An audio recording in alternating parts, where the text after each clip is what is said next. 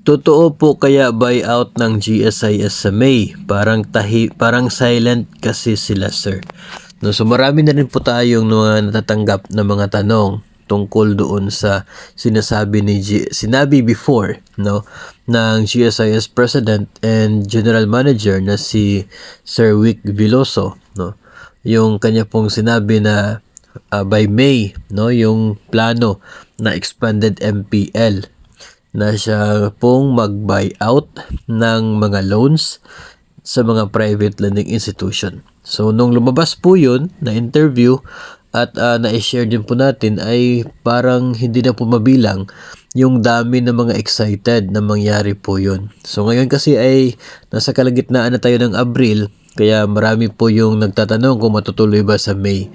Sa ngayon kasi mga master ay wala pa po tayo nakikita, nababasa, or kaya update ni GSIS tungkol po doon, no. So baka ma-delay, hindi po natin alam, no. Subukan po nating magtanong sa GSIS sa case po na yan. And ang mangyayari kasi niyan ay gagawa muna si GSIS ng kanila pong terms and conditions sa loan na yan, at yung procedure kung ano po yung mangyayari, particular na hindi lamang kasi GSIS loans yung involved, no, kundi yung mga private lending institutions din. Marami pong bagay, mga factors na dapat pong tingnan, yung participation ng mga bangko, yung interest na ino-offer nila, yung term na ino-offer nila, maging dito sa bagong loan offer kung magkano yung magiging limit ng pagpapautang ni GSIS, o kaya ay kung ilang taon yung pwedeng term at magkano yung interest rate.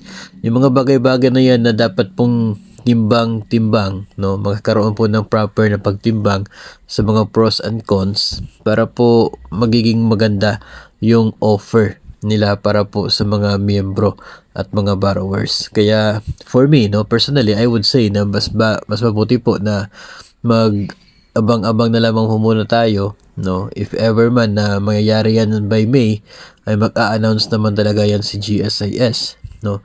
At hindi po pwede na hindi natin sasabihin dito, hindi natin ipapaalam sa inyo if ever meron na pong final decision po kung kailan magsisimula yung implementation at kung ano-ano yung mga importanteng mga bagay na dapat po nating malaman. Yun po yung number 1 nga goal po natin na ma-share yung nilalaman na magiging terms and conditions ng loan para magkaroon kayo ng sapat na kaalaman para matimbang po ninyo kung tutuloy ba kayo o kaya ay hindi. So far sa ngayon ay naghihintay din po tayo ng update from the GSIS tungkol po dyan para maibahagi din po natin sa inyo. So maghintay-hintay na lamang po muna tayo kung matutuloy ba siya, no, ngayong May, o kaya ay baka ma-extend muna yung ating paghihintay doon sa expanded MPL.